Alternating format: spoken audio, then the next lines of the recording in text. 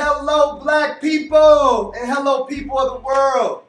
Welcome to the lobby. My name is Brandon I. Brooks. I'm the managing editor of the Los Angeles Sentinel newspaper and also the LA Watch Times. And I'm Nicole Williams, and I'm the project manager for the Taste of Soul Family Festival, also known as the largest street festival in LA County. And I'm Taylor Bakewell. I'm the digital director of the Los Angeles Sentinel.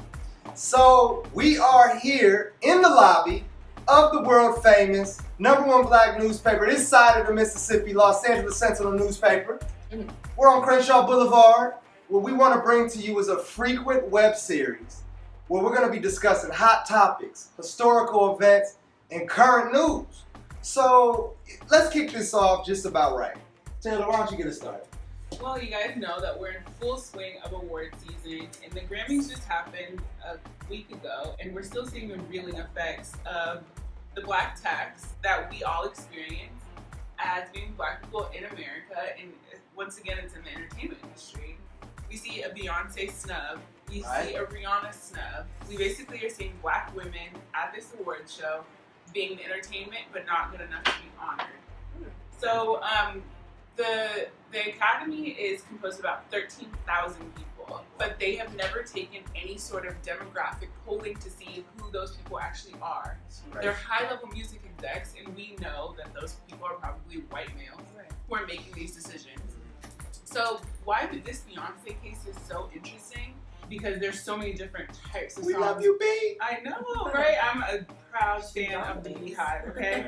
So, we basically saw people in the industry getting really offended that she would have the audacity to even apply to step outside of her genre, which is R&B or pop. I mean, you have to think about the creation of genres, though. Like, where did country music come from? Where did rock music come from? I mean, are we forgetting the history of music when we say, why are you applying for these categories? Like, what? Do you know where it came from? And I'm just offended by the word urban. And when I say I'm not offended by it, I know I'm an urban man, but the truth is Beyonce, they just give her the urban category as if that's as far as her genre will allow her to go. And I'll speak directly. It feels like there's a racist undertone. It feels like there's a white privilege or white supremacy because you're not versatile. You can't be country. And just as you said, from black people we know, from Jimi Hendrix with rock music and the greats, with blues and jazz, black people have left our imprint in every genre, if not created it, or were the revolutionaries within that genre. So I was offended. I worked the Grammys, and there's a lot of stuff going on with that whole atmosphere, and that I feel, but definitely her being snubbed was like ridiculous. Well, there was artists that spoke up about it too. For example, Sufjan Stevens, which is a singer-songwriter, he actually said, "What is urban contemporary?" He said, "It's where the white man puts the incomparable pregnant black woman because he is so threatened by her talent, power, persuasion, and potential." Wow. And I was like, wow, that's real. I mean, we're seeing the greatest entertainer of basically this generation. And it's so crazy that we can't even see this amazing dynamic. I've been to plenty of Beyonce concerts, and there's nothing like a Beyonce show. Yeah. And even Adele said, "What the bleep does she have to do to win this award?" And it's true. Yeah. And that's why it goes back to this idea of the black tax. Like, black people have to perform and work twice as hard to even be on the same level as their white colleagues. And we see that in every aspect of what we do in corporate America. We see it in entertainment. Yeah. So, I mean, like, even since 2013, we've seen major upsets, like Mumford & Sons over Frank Ocean, Daft Punk over Kendrick, Beck over Beyonce, Taylor Swift over Kendrick, and then this year, Adele over Beyonce. And I think, look, and I'll say it for the fans of music that say, hey, you can't take one from the other. Adele, look, she's talented. She's deserving of accolades. But to do a sweep, I think, and this was a record-breaking, she's might be the first artist ever to clear all 3 categories in a sweep ever. So, I mean, look, more power to her music, but Beyonce's Formation was a historic album for even giving black people a voice. And I don't want to skip over that. We saw police departments in the United States not willing to defend Beyonce literally to where the Nation of Islam stepped up and said, well, we will defend you because they felt she was too militant. She was bringing a Black Panther vibe, which shows us just a disconnect with the truth of what's going on. And that's where I find that there needs to be a deeper conversation. But, let me switch it to another thing that's in relation to the Grammys and what's going on from firsthand experience. This year, the LA Sentinel's Black photographer, Malcolm Ali Payne, was denied for the second year in a row from having the opportunity to cover the Grammys. What does this mean? Behind the scenes, it's just as bad, if not worse. Meaning, in the photo pit of all the photographers, I think from my eyes, and I do have pictures, I think I saw 2 Black photographers. Not sure who they were shooting for, but in a slew of, let's just say, 30 some odd photographers of different nationalities, predominantly white, that were dominating the photo pit. The red carpet, outside of myself and a few other individuals, it's not that many people of color or Black people covering these award shows. What does that mean? That means we're not getting the jobs behind the camera.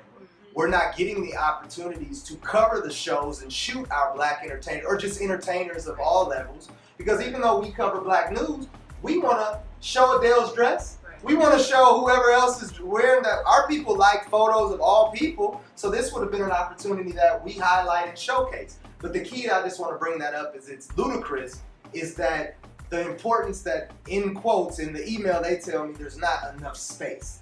Where does our space go? Where does it evaporate to?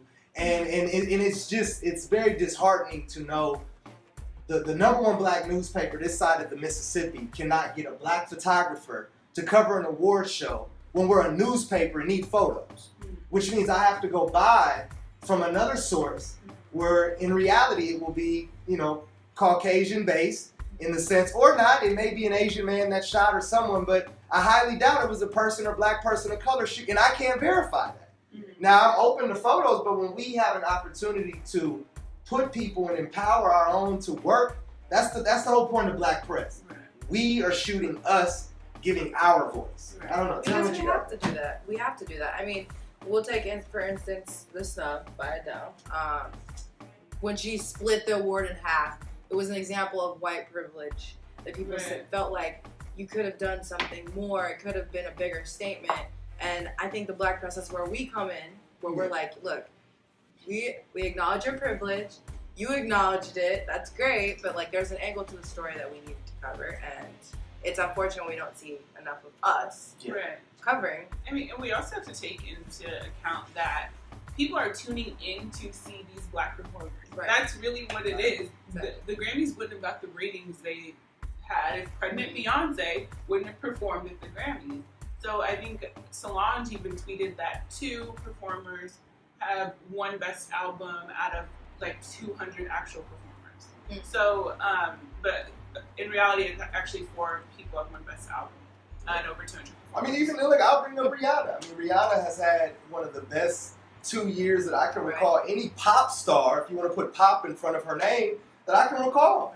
I mean, so for her to not even be awarded, even that Work, Work, Work, I think I heard that song so much. Work, work. I mean, how did it not win something? I mean, give me a break. So, but, there's a lot going on out there. But I think for that, as Black Americans, as Black press, as people pushing that fight, is very disheartening. And there's even Black PR firms. I'll give another example, not to let anybody get off the hook here. I covered the NAACP Image Awards this year.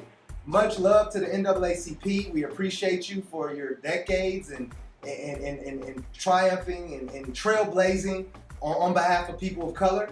But it has to be noted that a white PR firm was hired to have the account. And so I know I'll give anonymous now, but they may go on record later, Black publicists in the industry are furious. They're like, how can the NAACP, our awards, not hire, you're telling me not one Black PR firm in America is good enough to run the NAACP? And how about this? How about if you empower 3 or 4 to come together and work?